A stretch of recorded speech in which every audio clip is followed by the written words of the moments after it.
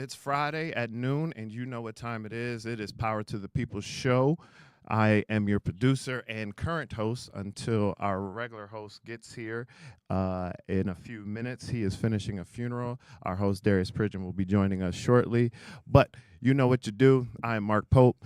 Thank you. Welcome to our Buffalo audience, our Atlanta audience. We on WeGo, and we appreciate you. And those who are streaming and watching us on YouTube, Facebook, or Instagram, hey, you know what we do. Go ahead and start sharing, liking, following, subscribing, do whatever you got to do on all of our platforms so you can stay tuned. There is oh, hold on, got my phone. Can't blame it on the host this week. There is a lot going on. There's a lot going on, and I know a lot of people are tuned in. We have a special guest coming in this hour, our congressman from the 26th District of New York, Congressman Tim Kennedy. He will be joining us shortly.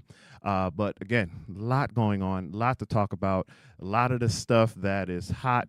We will be addressing once the congressman gets here. But we cannot get into this show without talking about the drama that is dropped yesterday. The crazy and it shook the news. It shook the NBA. I'm trying to watch ESPN yesterday, and it is just everywhere. So the FBI holds a press conference to announce the gambling indictment of a lot of athletes and a current NBA coach. This is crazy. So 2 separate federal cases were unsealed yesterday, one involving illegal sports betting using insider player information and rigged high-stakes poker games tied to mafia families. Now, listen, this is a big deal, not just necessarily because of the sports figures involved, but there was a lot of money. There was a lot of mafia family involved.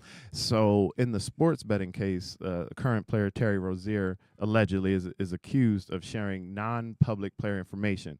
So what that basically means is, in the gambling ring, he was basically given information of who's playing, who's not playing, who's starting, who's not starting, who's sitting out. So people knew how to place their bets, which, of course, for those is rigging the system. So, if you got somebody placing a bet one way, and then somebody else knows that, oh, well, LeBron James ain't playing tonight, and they can place the money the other way. So that is called rigging the system.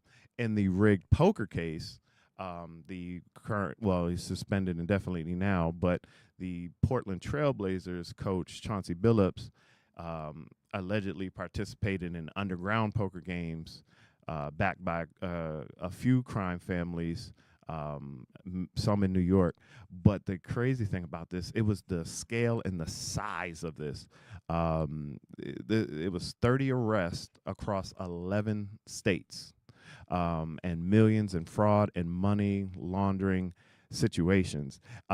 This again shattered, and this was over a few years. This investigation, some of the players were being investigated for 2 years, and this all just dropped yesterday. But so the some of the parts of this scheme was from 2019 to 2023, and according to sources, this marks one of the biggest and largest gambling scandals involving pro sports in recent years. Now, of course, if you are a sports historian like me, you have some of the incidents with the referee a few years ago fixing games. In baseball back in the day, you had the old White Sox incident. So sports rigging has been going on for a lot of years. It's just, when you think about it, and because I was in a barbershop yesterday and they were talking about how much money do athletes really need, and how much and how involved do you have to be. And listen, I will say, sometimes what you don't really know is, what was the side conversations, what was going on behind the scenes, what was happening with, Were they threatened? We don't know. We don't know how much money the players got to be in these situations. So it's all alleged. These indictments came down and were public, and like I said, it's all alleged, and everyone gets their day in court, but it's just sad. And the the bigger thing is, it seems like there is going to be more and more athletes that could be involved, could be more crime families that are involved. So this is a big deal. And when you have not just a district attorney, or not just an attorney doing a press conference, you had the FBI director. And it was a big deal. And it was also because the NBA was celebrating their opening week, and they're on ESPN and NBC and everything else. And next thing you know, day 2, it's, hey, we got breaking news, and players and coaches being arrested and called off of planes and everything else. So big drama, big news in the sports and crime world. So can't wait to drop that. I am currently joined by Miss Ashley Crump, our health navigator here at our church. Ashley, say what's up to the people. Hello, people. So she is joining. She has a ton of initiatives going on that we're going to talk about. One of the Is that the printer? Mm-hmm. Oh, okay. Wow, that sounds super loud in my ear. So one of the things that Ashley kind of always gets teased about is her being vegan, and and so before we get into some of the other health initiatives, um, tell people the journey of how you got there, and quickly, and how, because when we talk about what we put in our bodies, that's really where a lot of health starts from.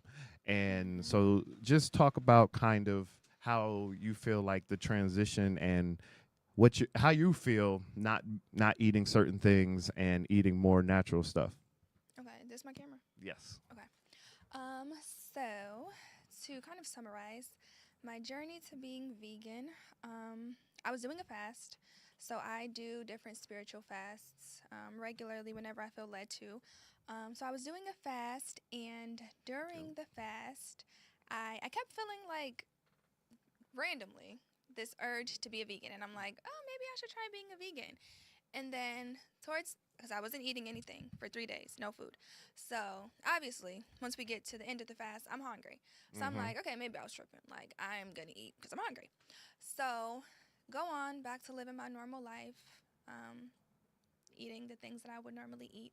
And then I still felt this like urge, this pull to maybe try being vegan. So I'm like, okay, Lord, if this is you, telling me to do this, make it easy for me, help me, take away those desires to eat those things, and we'll give it a try.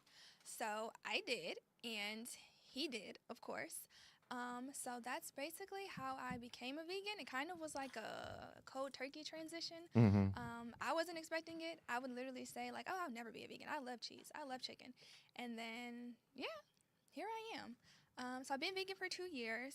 It's really not as hard as you think. It's really more of a discipline. Mm-hmm. And if you can make the discipline and be committed to it, then you can do it. It's really not that hard. Um, I would say the hardest thing in the beginning is just trying to figure out like new recipes. But the main thing I would say that helps is just either substituting things that you would normally eat with different options, or just kind of finding something else that you can use and just take it out. So just not eating the meat in it, or just substituting something else that isn't meat, if that makes sense.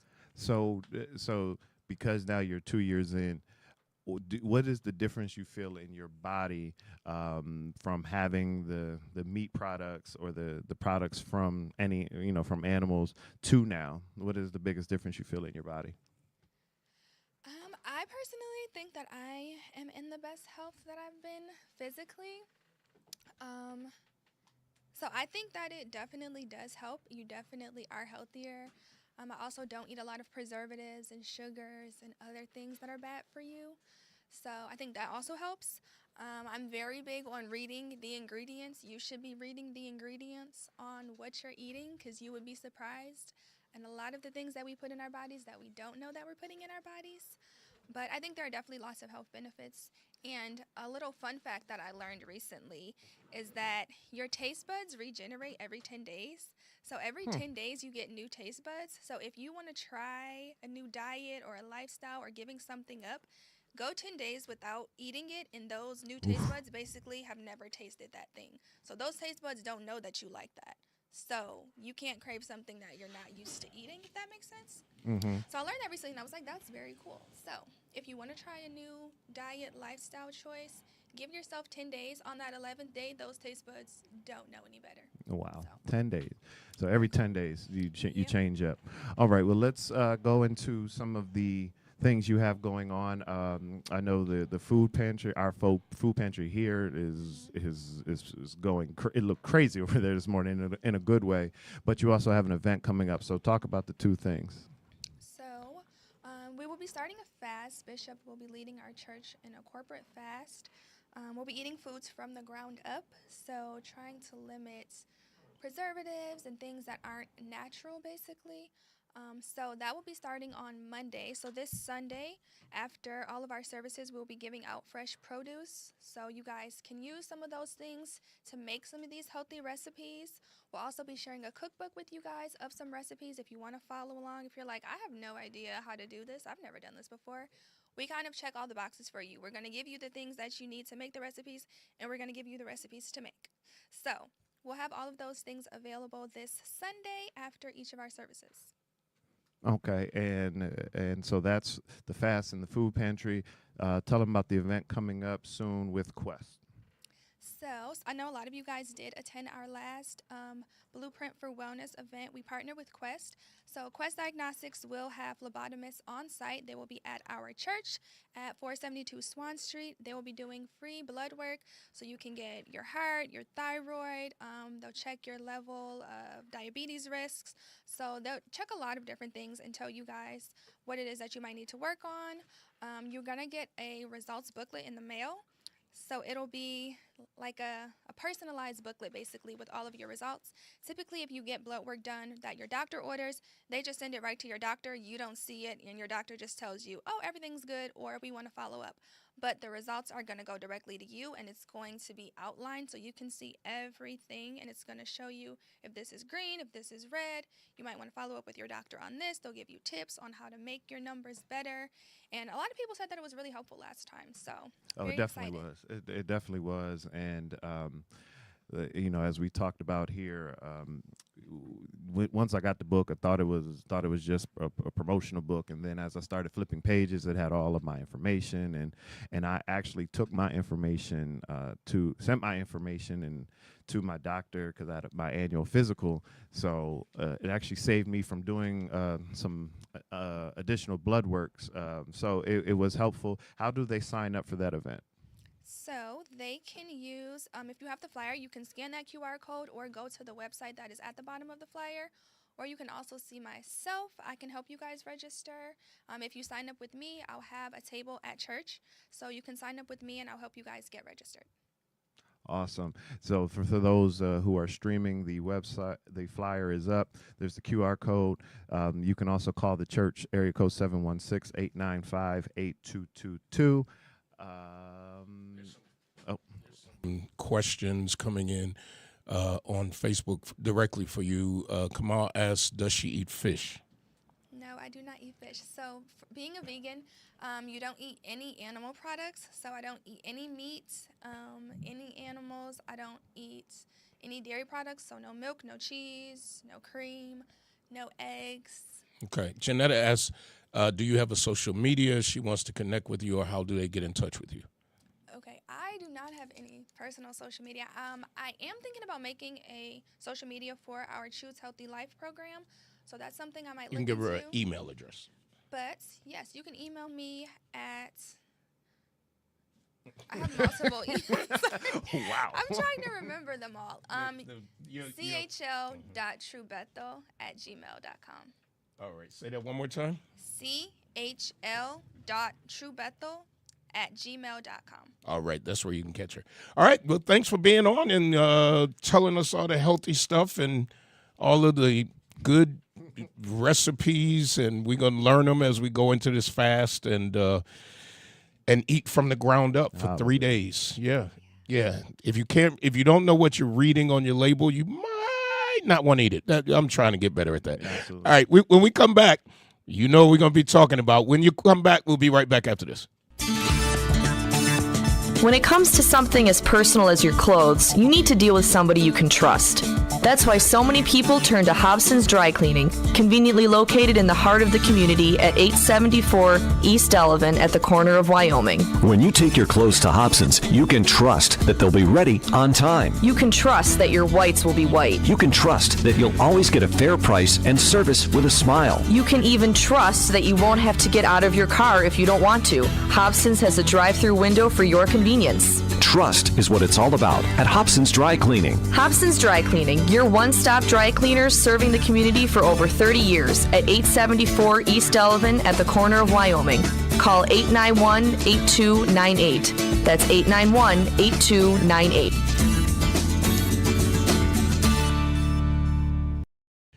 All right, we are back, and so much going on nationally. And again, I want to thank the staff in Atlanta for last week, taking good care of me out at the Atlanta station. So I am so confused about what is happening in our country. Yeah. I do not understand, and in a little while we're going to have State Senator Congressman. Upstate, and he's not a state, he's federal. He is our Congressman, Tim Kennedy, on. But so let me start with Tish James. Today at 11, she was to be in her plea because the president sicked his people on her and looked at a mortgage document that alleged that she put a second home, got a mortgage for a second home. And he claims it's an income property. I was reading today where I think her niece or grandniece is living in the property, and she doesn't collect rent. So it can be her second home. Like, this is what just blows my mind. I'm sure that there are a lot of people with second homes that they spend one night in or none. A lot.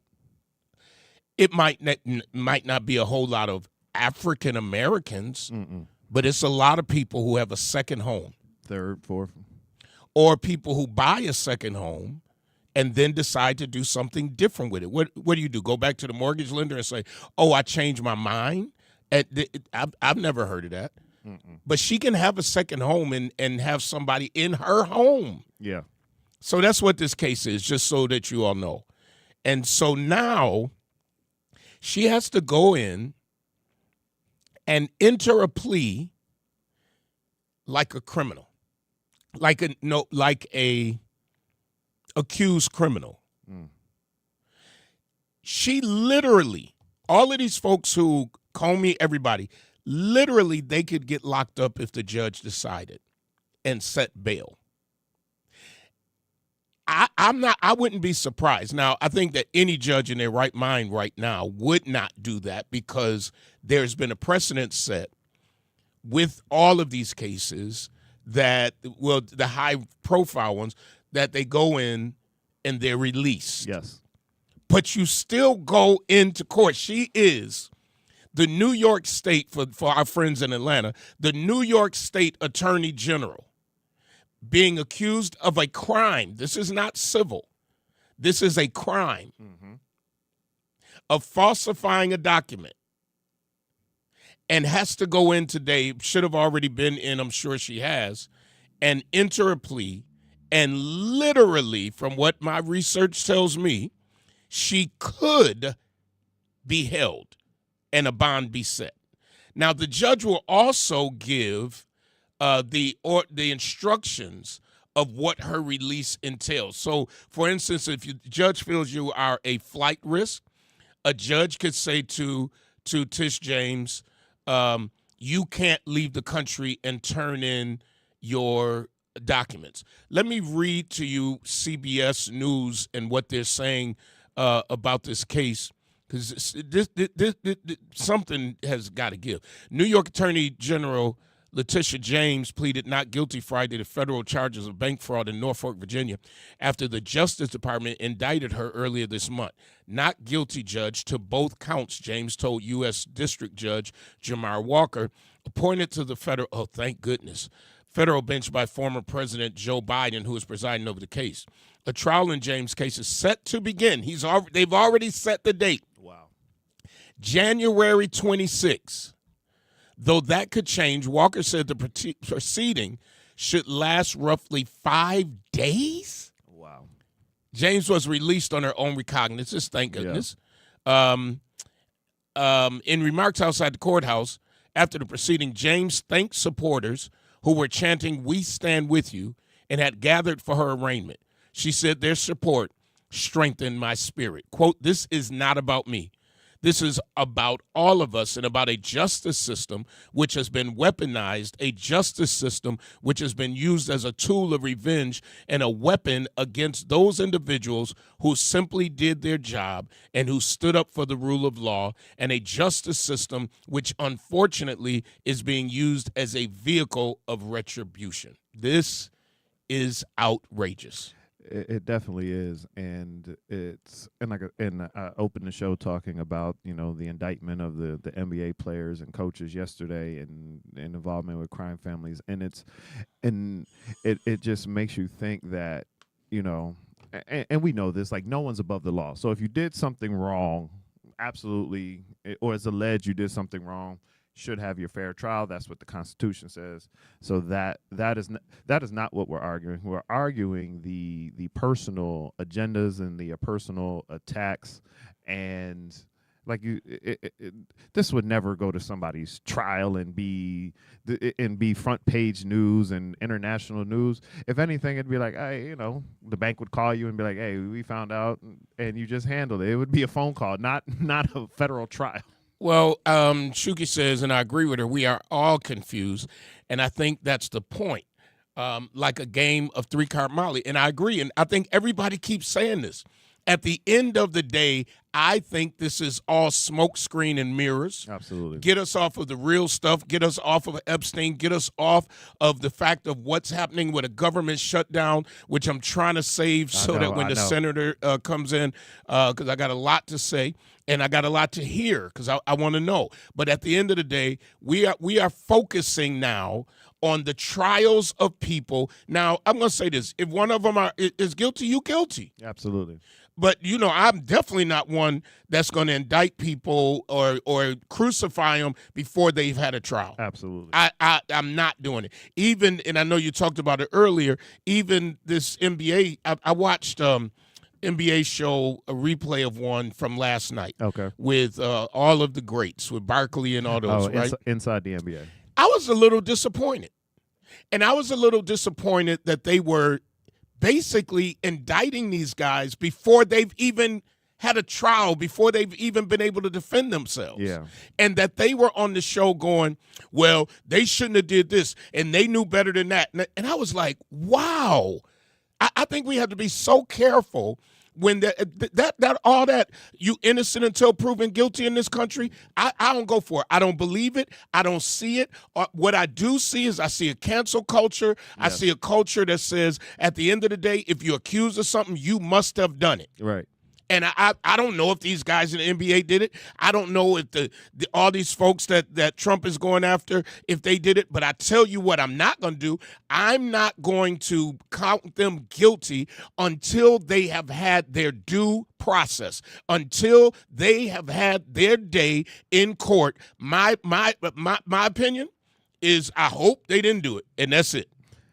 Yeah, and so in the morning shows, there was some concern because like the news just broke, and Jay Williams was on one of the shows, and I actually it actually made me think. And he was like, I know it's because we're sports network. We have to talk about the impacts on the NBA and the players and the coaches. He was like, but can we take a step back and just remember that the bigger issue about this is the names of the crime families. But what's on the front lines? What's on the headlines? What is on the first thing? It's the two African Americans that are involved in the league. Yep. Not once have I heard. Nope. Which crime family? Yeah, I had to look it up myself on who it was. Let me go back. Not once did I see a picture. Nope. Of who the godfather is of this. Not once. No, it's the Bonanno family. Allegedly the Bonannos, the Gambinos, the Genovese, and the Lucci's crime families all involved. But I bet you if I look right now, I'm going to look right now. If I look at the headlines from this, I'm sure it's going to come up. Hold on, let me go to headlines. If I look at the headlines from this topic, let's see, I hate when I can't find something. You're not going to see that as the top. And I'll tell you what else I had to go dig. And like you said, the smoke screen. I don't know, and we talked about, as much as this country doesn't want us here, we are still very patriotic. It broke my heart to see the East Wing gone. I'm coming back to that. Okay. I don't want to go into that yet because I want Tim Kennedy to be in the room. Okay. I want him in the room. He'll be here at 12:30, right? Yes. All right. NBA, I'm looking at it right now. NBA gambling investigation, live updates. That's New York Times. New York Post. How Damon Jones' alleged Lakers inside info backfired in a $100,000 bet gone wrong. Jeez. ESPN. Answering 22 questions on the Billups Rozier arrest. BBC. Mind-boggling poker fraud used X-ray tables, high-tech glasses, and NBA players. Whoever said that about the families knocked it out of the box. Yep. Because that's ridiculous that the headline is about the sports figures and not about the actual crime families. I don't think these sports figures had a table. No.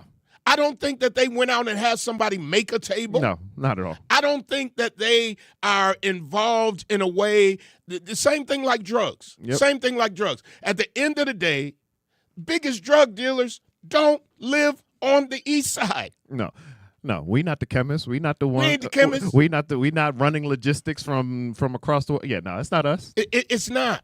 So I just caution our listeners, wherever you are in the country, especially our listeners in Atlanta and Buffalo, like don't let the press, the media, put out a scenario and you don't ask questions about where are the other people in this scenario. Where is the crime families? Yep. Who else? They weren't the only ones gambling. They keep saying there were multiple indictments, or I haven't heard what. If it is, who are they? Because they got to be very wealthy people. Yeah, they said it was allegedly 30 arrests in 11 states. Where the rest of them? Where are the other 28? Where is their picture? Where are the ones that they had the big money? Yep. I ain't saying these boys ain't got big money. And I'm not saying, but you already admit that they were being used. Yes. So they were the face. Yep. Folks, if we don't wake up to this mess, at the end of the day, the only ones that's showing are these two. Yeah. Yep. And I mean, they had it set up. So when you put the cards down, they could see what you have. Allegedly, they had X-ray glasses to be able to see the cards that you have. And like you said, well, we ain't going on Amazon and buying that stuff. Like, so we, I'm sure none of these players, athletes, or any low person on the totem pole, I'm sure, like I said, they didn't go on Amazon. They didn't go on to Sears and Roebuck's website and buy this. Absolutely. So it's a big deal. But listen, folks, don't be fooled. They're putting 2 African-American men up who were not the head of this whole scheme. They're wearing it. Where is the Gambino family picture? Not one. We still talking about Gambino. Didn't even know they were still around. They ain't gone nowhere. Ain't going nowhere. We got a president and Senate. Our congressman is here. I keep, everybody wants to call you what you were. Our congressman is here. But while we're blowing up, allegedly, boats with drugs. I mean, the Dominicans said, hey, it was a boat. Yep. With drugs. Got it. But we got families and stuff happening right here. Right here. And these are not illegal aliens or immigrants and all of that. These are people right there. Been here. That maybe, I said maybe, did not say this was true, are helping in some ways build the great ballroom. Senator, Congressman, welcome, sir. Thank you, Bishop. We're going to get your mic on. you. All right. Thank you, Bishop. Great to be here with you, man. And Mark, good to see you, man. Good to see you, TK. I'm going right to it while I got your man, time. please, First of all, please, thank you please. for accepting our invitation. Man, it's great to be You are on in Buffalo, on AM, FM, and in Atlanta, Georgia, Power to the people. and on all of our social media. sir. So you're heard by many people, and I appreciate you being Thank here. you. Let's get to it. Yeah, man. What's happening? Let me just give you a second to talk about what you see happening in D.C. right now. Yeah, thanks, Bishop. Thanks for having me. Always good to be here with you, and it's good to be home in Buffalo. I landed yesterday evening. I was down in Washington for a couple of days, and congressional Republicans are bending the knee to their king, Donald Trump, and they're refusing to open up our government. They are holding us hostage. This is an entirely avoidable situation. And what's transpiring right now is this is impacting and will continue to impact in the real world sense people in our community, people we care for, people we're friends with, our families, our neighbors, people, your congregation, our constituents, our neighbors. It has a real life impact. Yes.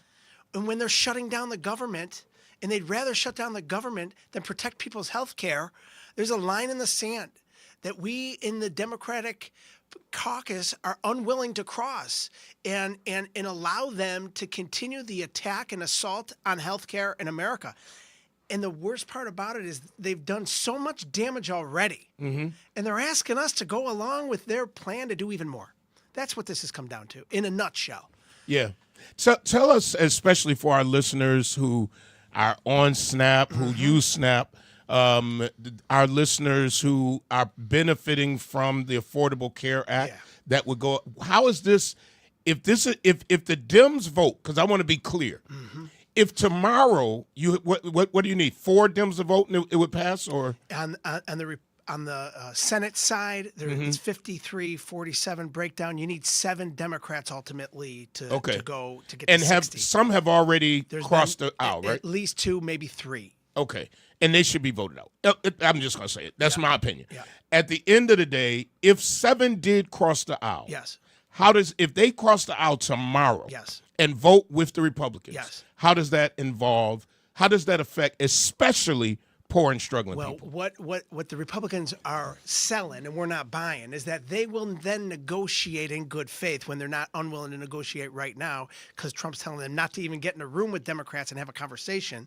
They'll negotiate a fair plan for health care. We're saying we don't buy it, and we're not going to go down that road. We're not going to hand you the keys and say, okay, we're going to go along with it because we don't trust you.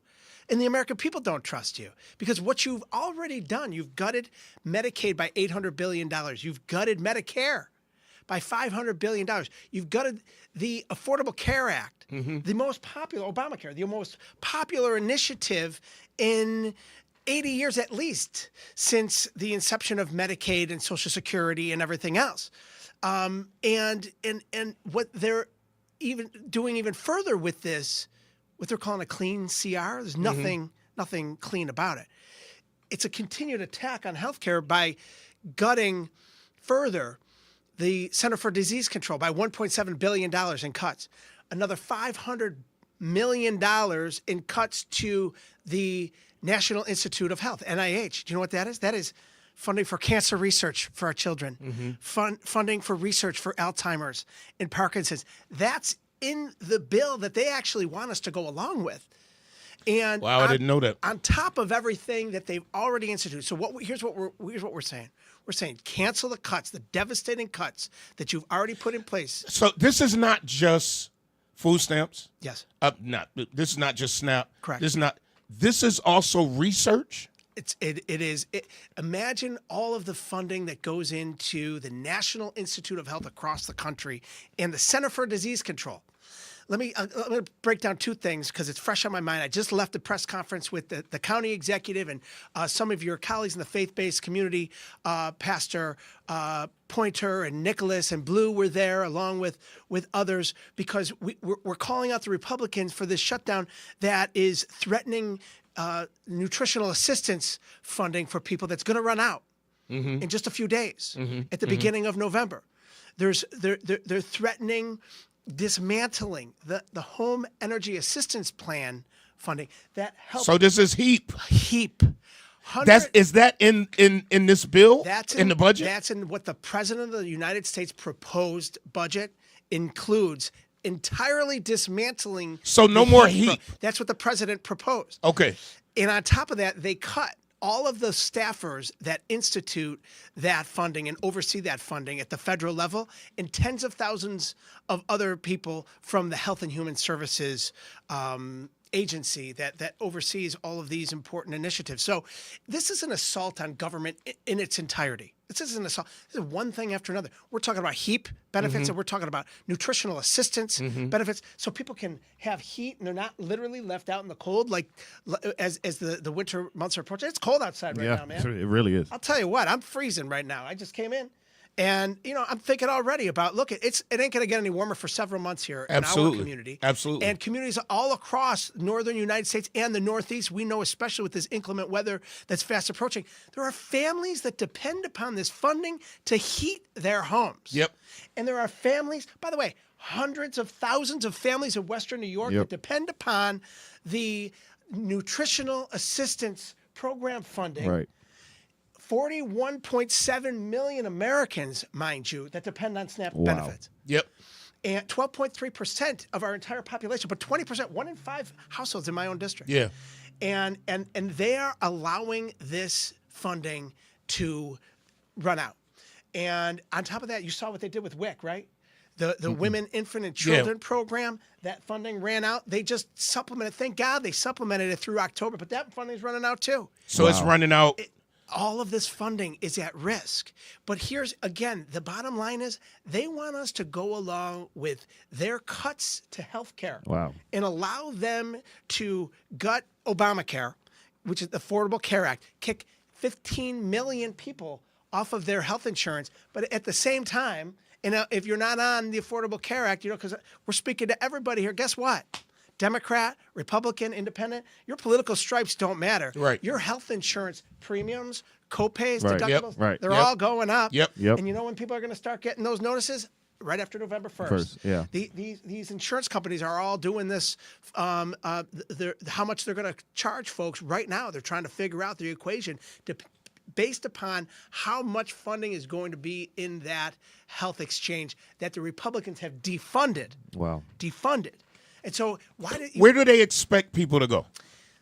Is it they don't give a daggone? Oh, now you're talking, Bishop. Let me tell you, they don't care, and I'm starting to believe that. I do not believe they care, because I believe this president has priorities that are about him, about his family, about his own pocketbook, and they're not about the American people.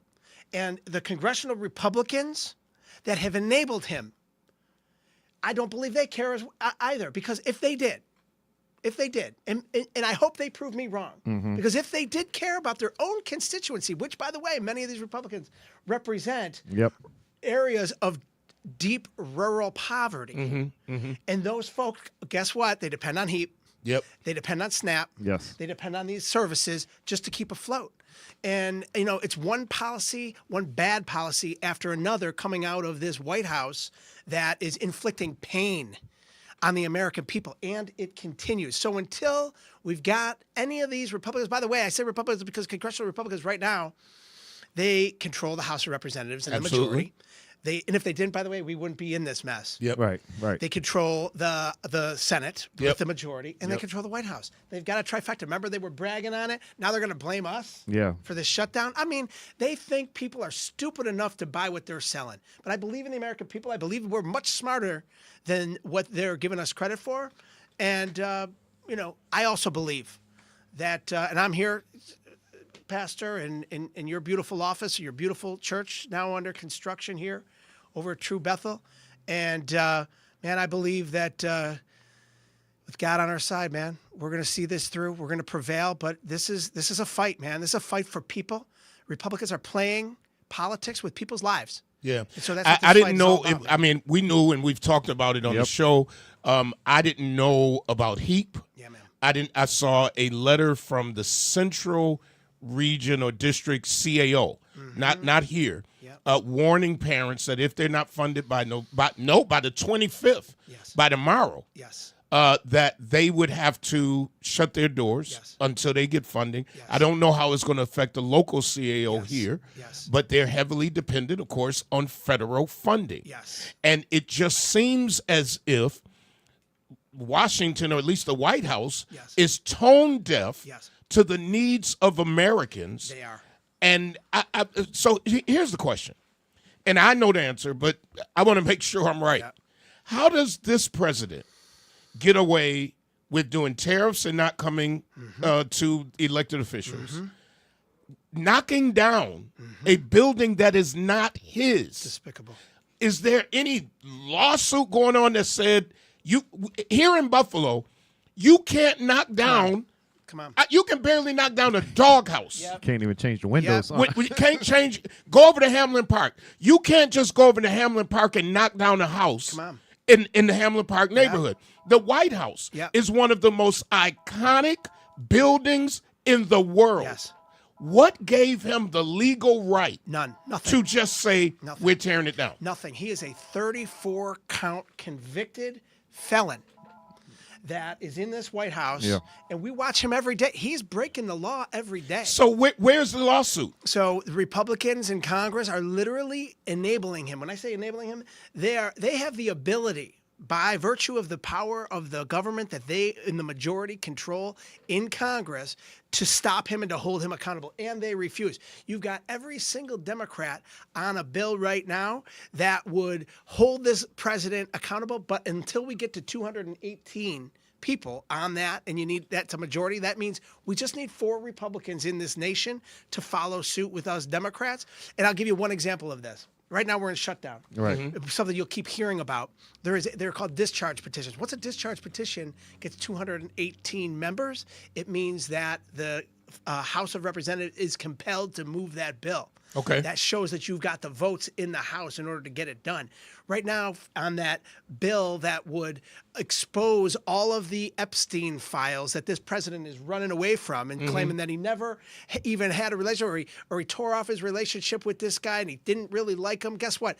That same guy, Epstein, who was a child predator, a pedophile, you know what he did? He said that this president was his best friend for 10 years. So we believe that there's a smoking gun in those files.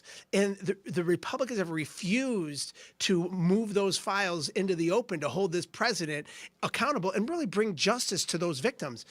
But we're one signature away. Wow. And we've got that signature who just won in a special election, Adelita Gravahalda, who is replacing her father who passed away recently. God rest his soul. But she was just elected in a special. She is the 218th signature coming on board. And in order to get her on, in order to get that signature, she has to be sworn in. That's the refusing one they're to waiting open on. That's the one they won't. government Right. to even swear her in. Wow. So it's been now 25 days, 24 days Wow. into October. That's the reason. We believe there's a smoking gun there. So it's one thing after another. This president has continued to demonstrate an unwillingness to follow the law. He is a 34-count convicted felon. And then it's one thing after another after another. And we here, and I know the people in America are infuriated. We're beyond concerned.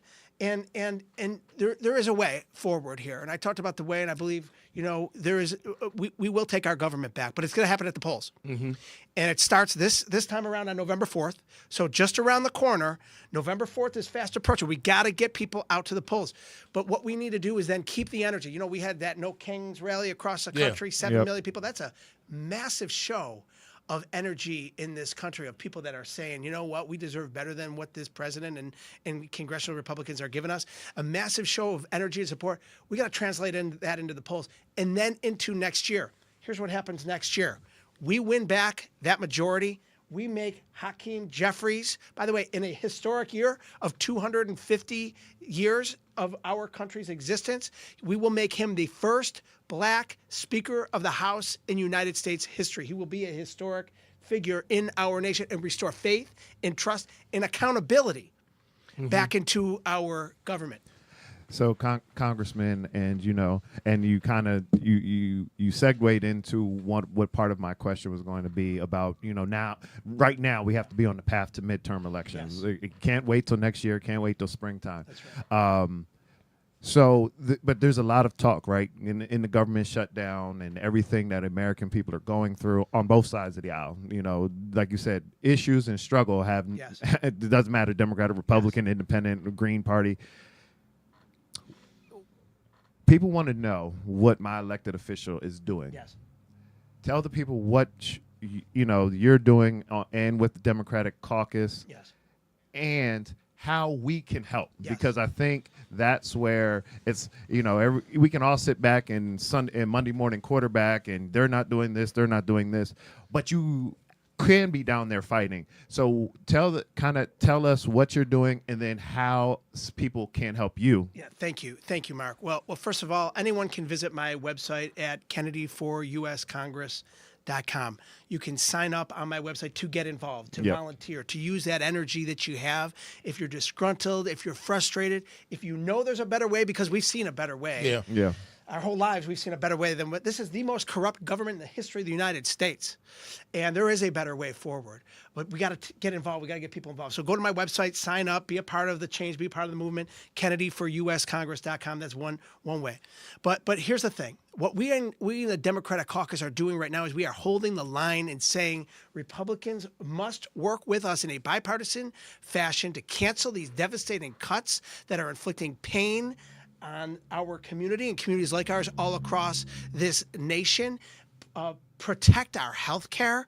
Make sure that people are able to get their health care when they need it the most, when they're sick or in times of need. When we have our nursing homes and our hospitals that are open, that people have health insurance that are covering them and their families, and we make life more affordable for people in this country that are right now, because of these failed policies coming out of Washington, are struggling to get by. The cost of groceries, the cost of energy, the cost of housing, all of these things are skyrocketing. And what the Republicans are doing right now is they're making the cost of health care for every American skyrocket as well. So, I was elected official for many years, and I always told people, put pressure on me so that I can put pressure on the system. Yes, sir. And so this Sunday, I'm going to be asking people to email you, to email Schumer, to email all of our Gillibrand, and so that you have, when you stand, and not to attack you, but to say we're concerned, and we need you to stand up for us. Yes. We sent you there. I think people are losing faith in government. Yes. And I think that when the rubber hits the road and they can't heat their houses. I got trucks out there right now to feed people. I have every week this church feeds people, not just from this church, but from this community. And the lines go around the corner. The lines. So I've got a clothing pantry because I'm afraid people are not going to be able to afford the necessities in life.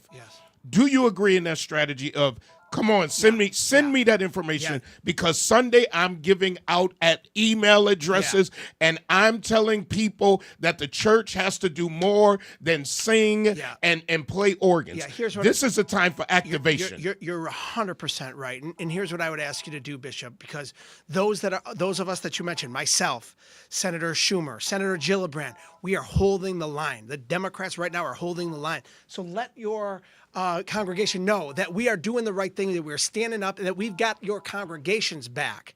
And you know what? To hear from them, of course, I love hearing from those that I represent, from my constituents. I also think it's very important, especially with the footprint of this show, Bishop, and the relationship that you have on a national level, for folks to reach out to Republicans in Congress. I agree. Especially if you live in that district. Yeah. It's one thing for me to say it out publicly. It's one thing for anybody outside to sort of chastise them. Oh, no.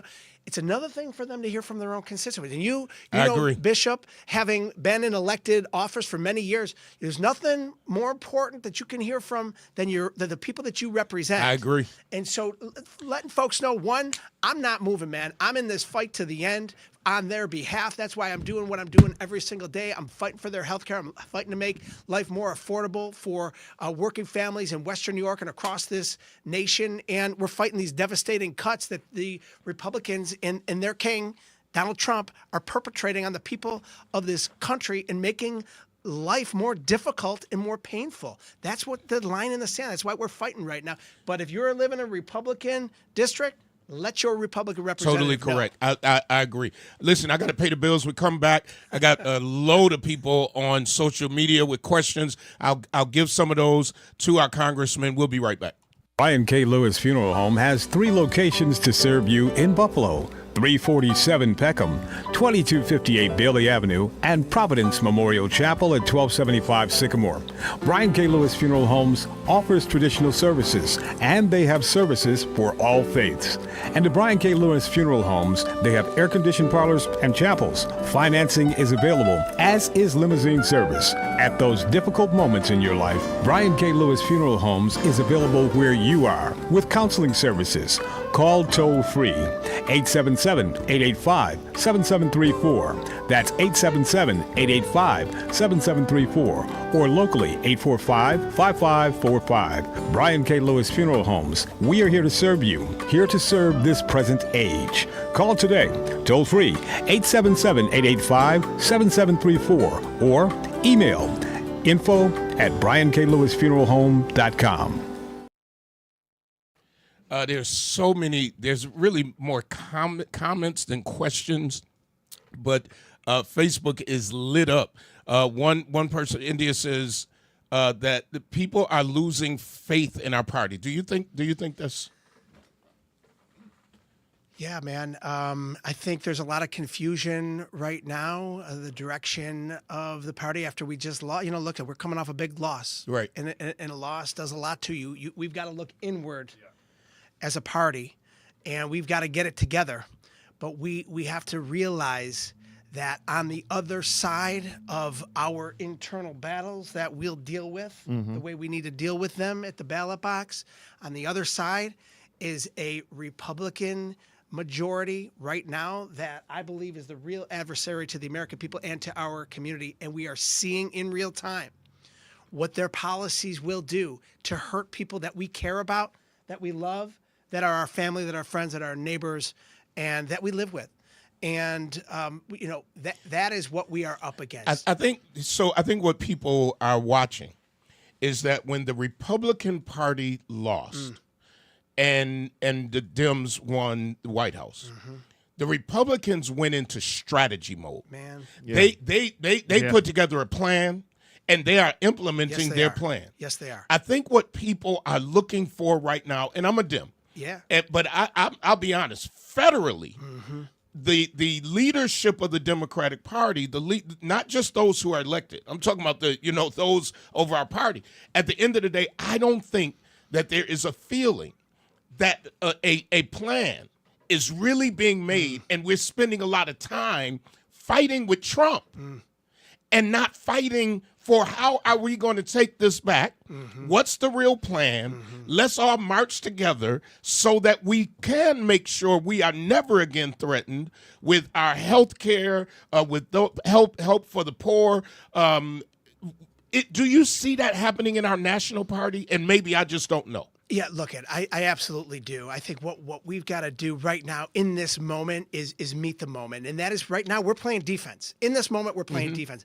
But what do we also say? The best defense is a good offense. Yeah. And how do you play offense? We got to go back to the basics, taking care of people, making sure people can afford get paid a fair wage, make sure people can afford a roof over their head, and make sure people can afford their groceries to put food on the table. Rescinding these failed policies, these tariffs that have been put in place across the globe that are driving up the cost of goods and services in our country, that is hurting jobs and businesses right here in our community, that is dismantling the relationship, the great friendship that we've had with our greatest ally and our greatest trading partner, Canada, right across the river. And in the lake, I mean, we do $1.3 trillion worth of cross-border goods and trade every year with Canada. The President of the United States just cut off trade talks with their Prime Minister because the Prime Minister challenged the President for implementing tariffs that are hurtful to our relationship with that country. Again, we're treating our greatest ally is our greatest adversary. And so we're playing a lot of defense right now. We got to, so how do you do that? Exactly. Rescind those tariffs. Open up our ability to do business with our greatest allies and our trading partners. Make sure we're creating jobs in our community, giving people an opportunity to go to work here, to raise their family here, to set up their roots here. So when before Trump came to office, there was a written plan. Yes. There was a written plan that he said he didn't know anything That's right. about. And that now he is referring to. Yes. What I'm saying to you, and hopefully you take some of this back to our leaders in Washington. Yes. People, it's like we're getting beat up on the playground. Yeah. And everybody's just going, we're getting beat up, we're getting beat up, we're getting beat up. People are waiting for somebody to say, hell no, I'm not getting beat up anymore. Yeah. And when I get up, that's the point. You might be beating me up now, but when I get up, but people want to know how we're going to get up. Yeah. Well, first we've got to organize. We've got to mobilize. We've got to stay focused. And in the words of the late great John Lewis, keep your eye on the prize. And that prize is 2026, November 2026. It's just around the corner. It's too far. They're going to do a lot. I'm just telling you, they're going to do everything they can to do. They're changing maps right now. And I know this is appalling. And it's outrageous, and you can't even grasp that this is even a reality. This is actually happening. But they're implementing. You just said it, Pastor. When Donald Trump was accused during the campaign, rightfully so, of working with people to create Project 2025 that will dismantle government as we know it, that will cut programs that people depend on, not just to get through the day, but for their mere survival. He totally disassociated himself with it. Then he appoints one of the co-authors of Project 2025. Well, listen, Project 2025. And I got to cut you off because guess what? We got Project 2026. I'm out of time. It's in November. Hey, listen. Get out to vote. Thank you. Thank you to the congressman. Listen, folks, thank you for listening. Thank you, I got to throw it back to the station for the other shows that are waiting to happen. Until next week, power to the people.